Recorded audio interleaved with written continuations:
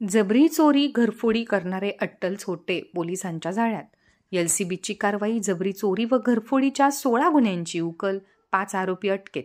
गेल्या काही दिवसांपासून बुलढाणा जिल्ह्यामध्ये घडलेल्या जबरी चोरी तसेच घरफोडीच्या गुन्ह्यांची दखल घेत दरोडेखोरांना जेरबंद करण्याचा स्थानिक गुन्हे शाखा बुलढाणा यांना आदेशित केले होते। सदर गुन्ह्याच्या तपासाच्या अनुषंगाने पोलीस अधिकारी व अंमलदार यांची वेगवेगळी स्वतंत्र समांतर तपास पथके तयार करून गुन्ह्याची यशस्वी उकल, गुन्ह्यातील आरोपितांचा शोध घेण्यात यश मिळवले आहे। यामध्ये खामगाव शहर पोलीस स्टेशनला दाखल असलेल्या 2 दरोड्यांच्या गुन्ह्यात बाबासाहेब कोल्हापूर शिंदे वय वर्षे 22 राहणार विरेगाव तांडा तालुका जालना, विलास साहेबराव पवार वय वर्षे 25 राहणार रामपुरी तालुका गेवराई जिल्हा बीड, अमोल सुरेश पवार वय वर्षे 19 राहणार मंगरुळ तालुका घनसावंगी जिल्हा बीड, दीपक मारुती शिंदे वय वर्षे 20 राहणार विरेगाव तांडा तालुका जिल्हा जालना, पांडू गंगाराम पवार राहणार मंगरुळ तालुका घनसावंगी या आरोपितांना अटक करण्यात आली। तपासादरम्यान आरोपितांनी एकूण 16 गुन्ह्यांची कबुली दिली असून यामध्ये घरफोडीच्या 14 व जबरी चोरीच्या 2 गुन्ह्यांचा समावेश आहे।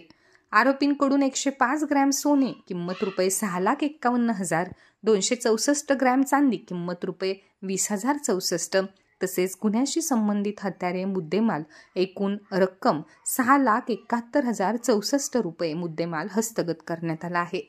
या प्रकरणात आणखी आरोपींचा शोध पोलीस घेत आहेत। जिल्ह्यातील 2023 मध्ये दाखल झालेल्या सर्व जबरी चोरी आणि घरफोड्यांच्या गुन्ह्याच्या अनुषंगाने स्थानिक गुन्हे शाखा या ठिकाणचे असणारे PI लांडे साहेब आणि त्यासोबतच त्यांची टीम, त्याचप्रमाणे जिल्ह्यातील सर्व प्रभारी अधिकारी हे गुन्हे ओपन करण्याच्या अनुषंगाने उघडकीस आणण्याच्या संदर्भाने सदर प्रयत्न राहिले।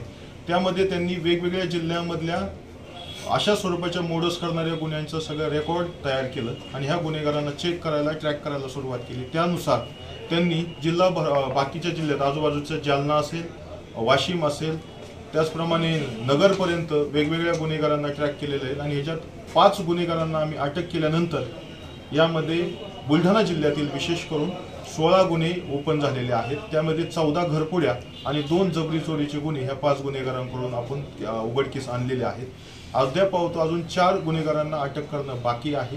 या गुन्ह्यामध्ये या गुन्हेगारांकडून आतापर्यंत आपण 105 ग्रॅम सोने आणि त्याचप्रमाणे 256 ग्रॅम चांदीचे ऐवज आतापर्यंत आपण जप्तही केलेले आहेत। या गुन्हेगारांना आपण वेगवेगळ्या गुन्ह्यामध्ये ट्रान्सफर करून त्यांच्याकडून त्या गुन्ह्यात गेलेला मुद्देमाल असेल आणि त्यातले अन्य आरोपी असेल या अनुषंगाने अधिकचा तपास पोलीस करत आहे।